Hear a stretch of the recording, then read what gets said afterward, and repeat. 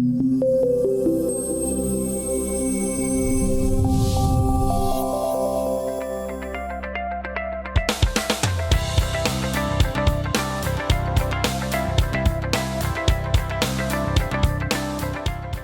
nombreux investisseurs partagent l'idée que les marchés actions sont sur le moyen long terme une classe d'actifs présentant un potentiel de performance important. Néanmoins, les marchés actions ne sont pas dépourvus de risques. Forte volatilité, perte extrême comme en 2008, il convient d'y associer un effet amortisseur. L'obligataire a souvent joué ce rôle historiquement, mais compte tenu du contexte de taux d'intérêt, ce sera plus difficile de maintenir cet objectif. Du coup, nous, sociétés de gestion, avons dû développer des solutions permettant de jouer ce rôle d'effet amortisseur. Édouard, je crois que vous avez développé au sein de ton département la gestion action couverte. Que peux-tu nous dire de ce que certains appellent déjà la GAC? Alors, le premier objectif de la gestion action couverte, c'est de donner aux investisseurs la possibilité d'être exposés au marché actions en limitant les risques de fortes pertes. Alors, pour ça, évidemment, en contrepartie, il faut être prêt à renoncer à une partie de la hausse. Et le deuxième objectif, c'est d'abandonner le moins possible de cette hausse éventuelle des marchés actions. Schématiquement, l'objectif des fonds de gestion actions couvertes est de capter 2/3 de la hausse lors des phases haussières et de limiter les pertes à environ 1/3 de leur ampleur lors des phases de baisse. Oui, notons que ce n'est pas 2/3, 1/3 chaque jour, hein, j'imagine. Alors non, ça serait trop beau. C'est un objectif à moyen terme. De ce que je retiens, c'est adapté aux investisseurs qui finalement sont prêts à gagner un petit peu moins en contrepartie d'avoir la certitude de ne surtout pas trop perdre lors des phases très fortes de correction des marchés. Exactement.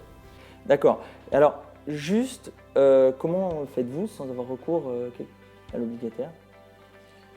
Alors, la gestion action couverte, c'est tout d'abord une exposition qui est prise au travers de l'investissement dans un fonds action ou dans un indice action.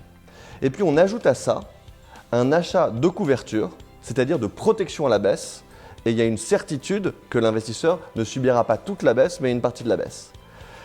Évidemment, ces couvertures, elles ont un coût, et il faut les financer. Et donc c'est pour ça qu'on ne vise pas à capter toute la hausse, mais qu'on va renoncer à une partie de cette hausse au travers de ventes d'options d'achat, et on vise ainsi, uniquement à travers de cette gestion systématique, à avoir ce profil de rendement-risque asymétrique.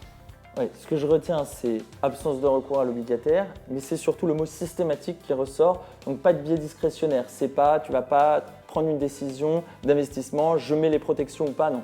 Non, c'est pas du tout l'esprit de cette gestion. C'est une gestion systématique, sans recours à l'obligataire ni à la discrétion du gérant. Donc finalement, assez prévisible, assez transparente à l'avenir pour les performances. Exactement, et puis il faut noter aussi que si cette gestion n'a pas été proposée jusqu'ici aux investisseurs particuliers, les investisseurs institutionnels l'utilisent depuis longtemps et donc elle est éprouvée.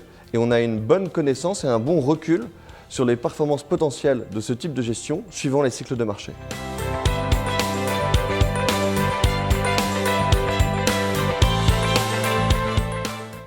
La Française a choisi de décliner la gestion action couverte sur 2 moteurs de performance.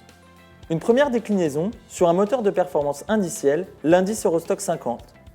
L'investisseur bénéficie alors le plus purement possible de l'objectif d'asymétrie de performance issu de la gestion action couverte. Le fonds appliquant la GAC sur ce moteur de performance se nomme LFIS Vision UCITS Equity Defender. Ce compartiment de SICAV luxembourgeoise a la particularité d'être éligible au PEA en plus du compte titre et des contrats d'assurance vie et de capitalisation. Deuxième déclinaison, cette fois-ci, sur un moteur de performance de type fonds action. La GAC est alors appliquée au fonds La Française Inflection Point Action Euro par F. On parle alors du fonds La Française Action Euro couverte, éligible au compte titre et au sein des contrats d'assurance vie et de capitalisation. Dans cette déclinaison, on bénéficie de l'objectif d'asymétrie de performance issu de la gestion action couverte, mais également de l'alpha éventuellement généré par la gestion action à travers l'approche Strategically Aware Investing développée au sein du groupe. Avec ces 2 offres basées sur la gestion action couverte, les investisseurs particuliers ont désormais accès à une nouvelle génération de fonds flexibles. C'est donc du fonds de portefeuille, aussi bien en diversification de la poche flexible qu'en sécurisation de la poche action, par exemple dans le PEA, qu'on logera ces 2 fonds action couverte. Édouard, merci beaucoup pour tes éclaircissements sur la gestion action couverte.